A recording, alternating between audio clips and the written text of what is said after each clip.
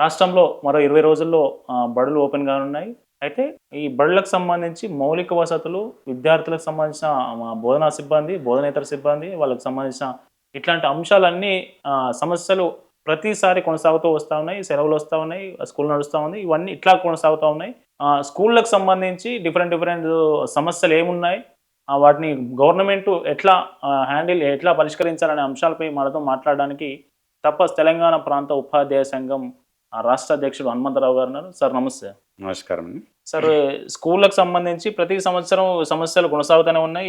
ఈ సంవత్సరం ఉన్న సమస్యలు వచ్చేసరికి ఇంకెక్కువ అవుతా ఉన్నాయి. ఇప్పుడు గత ప్రభుత్వం చూసారు మీరు, ఈ ప్రభుత్వం వచ్చి ఏడాదిన్నర అయింది. స్కూళ్ళ పరిస్థితి, స్కూళ్ళ హాలత్ ఏమైనా మారిందా?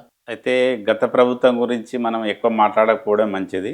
ఎందుకంటే గతం గతః అనేటువంటిది కూడా ప్రస్తుతం ఉన్నటువంటి ప్రభుత్వము పాఠశాలల యొక్క పరిరక్షణ కోసం, పాఠశాలల ఉన్నతి కోసం, పటిష్టత కోసంకి కొన్ని చర్యలు చేపట్టింది. అది అవునన్నా కాదన్నా. ఏంటిదంటే అమ్మ ఆదర్శ పాఠాలు పెట్టి మినిమం ఫెసిలిటీస్ ప్రొవైడ్ చేయడానికి కొంత డబ్బు ఇవ్వడం జరిగింది గత సంవత్సరం. అదేవిధంగా ఈ యొక్క పాఠశాల మౌలిక వసతుల గురించి కొంత చేయాలనేటువంటి ఉద్దేశంతో ఇచ్చింది. అయితే ఇప్పుడు మేము కోరేది ఏంటంటే, ఇప్పుడు జూన్ 12 నుంచి పూర్తి స్థాయి లోపల విద్యా సంవత్సరం ప్రారంభమవుతుంది. కాబట్టి ప్రారంభమయ్యేలోపు ఏమేమి చేయాలనేటువంటి మౌలిక వసతులు అనేటువంటిది ఒక భాగం. కానీ అక్కడ స్కావెంజర్సు, అటెండర్సు పెట్టాల్సినటువంటి బాధ్యత ప్రభుత్వానికి. First point. రెండవ పాయింట్ ఏంటంటే, విద్యార్థులకు అనుగుణంగా ఉపాధ్యాయులు ఉండాలి అంటున్నాం. ఒక దగ్గర విద్యార్థులు తక్కువ ఉన్నారు, ఉపాధ్యాయులు ఎక్కువ ఉన్నారు. ఒక దగ్గర ఉపాధ్యాయులు ఎక్కువ ఉన్నారు, విద్యార్థులు తక్కువ ఉన్నారు. ఇటువంటి ఇంబ్యాలెన్స్ కాకుండా బ్యాలెన్స్ చేయాల్సిన బాధ్యత ప్రభుత్వానికి. ఇక రెండవది, ఎక్కడైతే ఖాళీలు ఉన్నావో ఆ ఖాళీలను మీరు ప్రమోషన్ ద్వారానా, రిక్రూట్మెంట్ ద్వారానా, లేదా విద్యా వాలంటీర్ పెడతారా అనేటువంటిది ఇంకా సమయం ఉంది. మీరు జూన్ 12 రోజు వరకు అక్కడ పెట్టాలి. ఒకవేళ మీరు ఆ విధంగా పెట్టకపోతే ఆ సబ్జెక్టు నష్టం కలుగుతుంది. రెండవది, అంతకన్నా ముందు మీరు ప్రమోషన్ ఇవ్వాల్సినటువంటి అవసరం ఉంది. ఎందుకంటే గతంలో ఇచ్చిండ్రు, మీరు కాదంటలేం. ఇంకా మిగిలినటువంటి ఉన్నవి, నాన్ జాయినింగ్ ఉన్నటువంటివి, రిటైర్ అయినటువంటి చాలా ఉన్నాయి. కాబట్టి వాటిని ప్రమోషన్స్ అనేటువంటిది ఫిలప్ చేయాలి. ఫిలప్ చేసిన తర్వాత అది జిహెచ్ఎం ఉండొచ్చు, స్కూల్ అసిస్టెంట్ ఉండొచ్చు, కాబట్టి పీడీలు ఉండొచ్చు. ఈ క్యాడర్లు అన్నింటిని ఫిలప్ చేసి తర్వాత ఏం చేయాలంటే, ఎక్కడైతే రిటైర్ అవుతున్నారో ఆ ప్లేస్కి ఇమ్మీడియట్గా విద్యా వాలంటీర్ని పెట్టుకునేటువంటి యొక్క బాధ్యత ప్రధానోపాధ్యాయునికి ఇవ్వాలి. ఆ విధంగా ఆయనకు డబ్బులు కూడా ప్రధానోపాధ్యాయుని అకౌంట్ వేసినట్లయితేనంటే సవ్యంగా సాగుతుంది. ఇదొకటి. తర్వాత రెండవది ఏంటిదంటే, మానిటరింగ్ సిస్టమ్ లోపట మరి పకడ్బందీగా నడవాలి అనేటువంటిదంటే ఫస్ట్ మానిటరింగ్లో ఆఫీసర్స్ కరెక్ట్గా ఉండాలి. మరి వాటిని కూడా మీరు సరైన దిశలో చూడాల్సినటువంటి బాధ్యత కూడా ఉంది ఈ ప్రభుత్వానికి. ఎంఈఓలను ఏదో రిక్రూట్ చేసినట్టున్నా కదా సార్ గవర్నమెంట్? ఎంఈఓలు రిక్రూట్ చేయలేదు. సీనియర్ ఉన్నటువంటి యొక్క హెడ్ మాస్టర్స్నే ఎఫ్ఏసీగా, ఎంఈఓగా మండలానికి ఇచ్చిండ్రు. అది కాదు. ఆ విధంగా ఇవ్వడం వల్ల అక్కడ ఆ పాఠశాల నష్టపోతుంది. పూర్తి స్థాయిలో బాధ్యత నెరవేర్చడానికి కూడా ఎంఈఓ కూడా కష్టతరం అవుతుంది. కాబట్టి ఇప్పటికైనా ప్రభుత్వం ఇంకా సమయం ఉంది. ఈ సమయంలో ఆలోచన చేయాలని కోరుతున్నాం. ఇక ఉపాధ్యాయులకు సంబంధించినటువంటి సమస్యలు అనేటువంటి మేము గతంలో కూడా చెప్పినాం. ఇంకా కూడా ఏంటంటే, ఈ యొక్క కేజీవీలో పనిచేసేటువంటి, మోడల్ స్కూల్లో పనిచేసేటువంటి వాళ్ళు, రెసిడెన్షియల్, గురుకులాలు, ఈ విధంగా డిఫరెంట్ మేనేజ్మెంట్స్ ఉన్నాయి. ఈ మేనేజ్మెంట్లో పనిచేస్తున్నటువంటి వాళ్ళ సొసైటీ అనుకోండి, వాళ్ళ డిపార్ట్మెంట్ అనుకోండి, వాళ్ళు అనేక రకాలుగా మనము ఆ డిపార్ట్మెంట్ వారికి రిప్రజెంటేషన్ చేసినప్పటికీ కూడా వాటిపైన స్పందన లేదు. అంటే ఉదాహరణకు రెసిడెన్షియల్ స్కూల్లో పనిచేసే వాళ్ళకు టైమింగ్స్ చేంజ్ చేయమని గతంలో కూడా చెప్పినాం. ఇప్పటి కూడా ఆ టైమింగ్స్ గురించి రాలేదు. కాబట్టి ఖచ్చితంగా అది ఫస్ట్ చేయాల్సినటువంటి బాధ్యత. ఇక రెండవ విషయానికి వస్తే, ట్రైబల్ వెల్ఫేర్లో పనిచేసినటువంటి స్కూల్ చాలా సఫర్ అవుతున్నటువంటి పరిస్థితి. అక్కడ డిప్యూటీ వార్డెన్ ఇవ్వాలనేటువంటి ఎన్నో సంవత్సరాలు చెప్తున్నాం, అయినా అక్కడ కూడా స్పందించడం లేదు.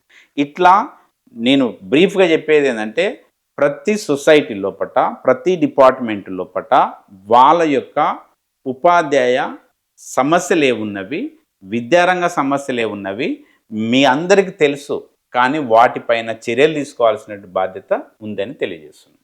సరే, ఒకటి నేను మధ్యలో మనకు ఎస్ఎస్ఏ ఉద్యోగులు, కేజీబీవీ టీచర్లు అంతా వాళ్ళు 30-35 రోజుల పాటు ధర్నాలు చేసిరు, టెంట్లు వేసుకొని. మాకు ఏకశిల పార్కు దగ్గర సీఎం రేవంత్ రెడ్డి అప్పుడు పిసిసి అధ్యక్షుడిగా హామీ ఇచ్చారు. టీ తాగినంత సేపట్లో మా హామీలు పరిష్కరిస్తా, ఎంతసేపు మీ హామీలు ఎట్లా అని చెప్పారు. కానీ వాళ్ళు రెగ్యులరైజ్ చేయమని కోరుతున్నారు సార్. ఏమున్నది వాళ్ళు కేజీబీలో పనిచేసే వాళ్ళు మొత్తం లేడీస్ స్టాఫ్.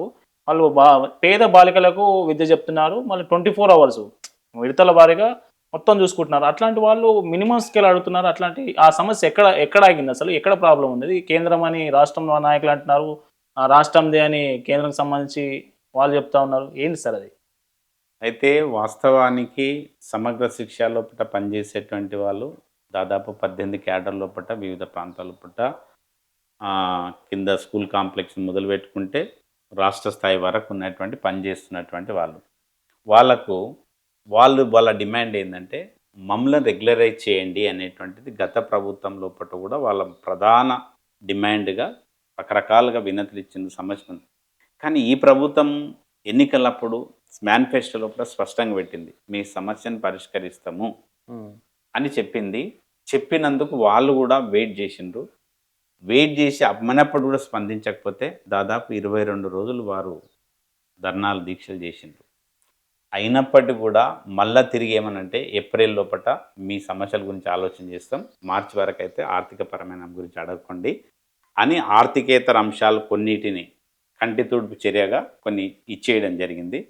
వాళ్ళ ప్రధానమైన డిమాండు మినిమం టైం స్కేల్ అన్న ఇవ్వాలి, రెగ్యులరైజ్ చేయాలని ప్రధానమైన డిమాండు. ఒకవేళ కొంత ఆలస్యమైన మినిమం టైం స్కేల్ ఏమైంది కాబట్టి వాళ్ళది సరి అయినటువంటి న్యాయబద్ధమైనటువంటి కోరిక, వాళ్ళకు ఖచ్చితంగా చేయాలి. ఆ 22 రోజుల కాలాన్ని కూడా ఇంకా డబ్బులు చెల్లించలేదు. ప్రభుత్వంతో చర్చించి నిర్ణయం తీసుకున్న తర్వాత కూడా కాబట్టి ఆ 20 రోజుల్లో డబ్బులు చెల్లించని బాధ్యత ఈ ప్రభుత్వం పైన ఉంది. ఇక కేజీబీలో పనిచేసేటువంటి వాళ్ళు మహిళా టీచర్లందరూ కూడా చాలా సఫర్ అవుతున్నారు. వాళ్ళు ఎంత అంటే అసలు వాళ్ళని చూస్తే ఒకసారి ఏడుపు వచ్చే పరిస్థితి కూడా ఉంది. మరి అటువంటి దాన్ని కూడా మనం ఖచ్చితంగా వాళ్ళకి అన్ని రకాలైనటువంటి సిఎల్సి ఇవ్వాలి, ఒక కేర్ టేకర్ ఇవ్వాలి, ఒక స్పెషల్ సెక్యూరిటీ సంబంధించి ఇవ్వాలి. అవన్నీ చూసినట్లయితే వాళ్ళు కూడా ఇంకా మంచి బోధన చేయడానికి, మంచి నాణ్యమైన విద్య అందించడానికి కూడా అవకాశం ఉంటుంది. అట్లాగనే మొన్న రీసెంట్గా గురుకులాల్లో ఒక సమస్య ఏర్పడ్డది. క్రాఫ్ట్ డ్రాయింగ్ టీచర్లు లైబ్రరీని వాళ్ళకు మరి వార్డెన్గా డిప్యూటీ వార్డెన్గా ఇన్ఛార్జ్ ఇచ్చింది. ఇది ఎక్కడ దౌర్భాగ్యం అండి. అసలు కొద్దిగానే ఆలోచన చేయాలి కదా. ఎందుకంటే క్రాఫ్ట్ టీచరు ఈ మొత్తం వార్డెన్ పని చేయాలంట. ఏ విధంగా చేస్తారు? వాళ్ళ క్వాలిఫికేషన్ ఏంటిది? వాళ్ళ 10th స్టాండర్డ్తోనే వచ్చినటువంటి వాళ్ళను కూడా వార్డెన్. కాబట్టి మేము ప్రభుత్వానికి చెప్పినాం ఖచ్చితంగా దాన్ని విరమించుకోవాలనేటువంటిది. అదేవిధంగా ట్రైబల్ వెల్ఫేర్, డిఫరెంట్ గురుకులాలు, మోడల్ స్కూల్స్ రకరకాలనేటువంటి వాళ్ళ సమస్యలన్నీ కూడా ప్రత్యేకంగా తపస్సు ప్రస్తావించి ఒక్కొక్క డిపార్ట్మెంట్ వారిగా సొసైటీ వారికి కూడా ఇవ్వడం జరిగింది. వాటిని పరిష్కరించాలని కోరుతున్నాం. ఇవన్నీ ఒక రకమైనటువంటి employees health scheme, health card ఉంది. ఈ హెల్త్ కార్డు సంబంధించినటువంటిది ఉంది, పేరుకు మాత్రం హెల్త్ కార్డు ఉంది, కానీ అది ఎక్కడ చెల్లుబాటు కాదు. కాబట్టి మేము గత ప్రభుత్వంలో కూడా చెప్పినాం ఏంటంటే యాజ్ ఎంప్లాయీగా లేదా ఒక పెన్షనర్గా మేము కొంత కాంట్రిబ్యూట్ చేస్తాము. ఎంత చేస్తాము అనేటువంటిదంటే మీరు చెప్పండి, విధి విధానాలు ప్రకటించండి, ఎంత అనేది మేము కూడా ఆలోచన చేసి నిర్ణయం చూసి చెప్తాం. మేము కోరేది ఏంటంటే మాకున్నటువంటి ఆ హెల్త్ కార్డు ఎక్కడ పోయినా, ఎంత బిల్ అయినా, ఏ హాస్పిటల్ అయినా, ఏ రోగమైనా లిమిట్లెస్ అండ్ క్యాష్లెస్ అనేటువంటి ట్రీట్మెంట్ కావాలనేదే మా ఉద్దేశం. కాబట్టి ఆ విధంగా చేస్తే ప్రభుత్వానికి లాభం. ఎందుకంటే ఇప్పటికీ దాదాపుగా 600-700 కోట్లు పెడుతుంది. మరి మేము ఒక 500 కోట్లు జమ చేస్తే మీరు పెట్టింది ఇంకా తగ్గుతుంది కదా, ఫైనాన్షియల్గా మీకు బర్డన్ తగ్గుతుంది. కాబట్టి ఖచ్చితంగా అది చేయాల్సినటువంటి బాధ్యత కూడా ఈ ప్రభుత్వం పైన ఉంది. తర్వాత ఇంకొక విషయాలకు సంబంధించినట్టు వచ్చిందంటే ఎయిడెడ్ స్కూల్ వాళ్ళ కూడా ఉన్నాయి. వాళ్ళను కూడా ఈ మర్జ్ చేస్తామన్నారు, అయినప్పటికీ కూడా చేయలేదు.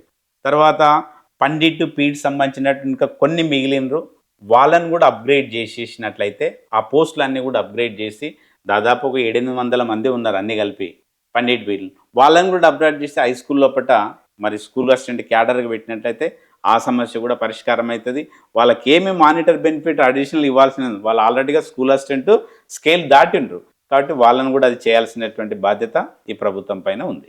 పాఠశాల మౌలిక వసతులతో పాటు ఈ డిఫరెంట్ స్కూల్స్‌లో ఏదైతే నడుస్తున్నాయో, డిఫరెంట్ సొసైటీల కింద, డిఫరెంట్ బోర్డుల కింద నడుస్తున్నాయో, ఆ స్కూళ్ళకి సంబంధించి, ఆ ఉద్యోగులకు సంబంధించి దీర్ఘకాలికంగా ఉన్న సమస్యలను ఈ ప్రభుత్వం వెంటనే, తక్షణమే పరిష్కరించాలని రాష్ట్ర అధ్యక్షుడు హనుమంతరావు గారు అంటా ఉన్నారు. మన ప్రభుత్వం వీళ్ళ డిమాండ్‌లు ఏ మేరకు పరిగణలోకి తీసుకుంటుంది, ఏ మేరకు పరిష్కరిస్తుందో వేచి చూద్దాం. కెమెరామెన్ కిరణ్ కరుణాకర్.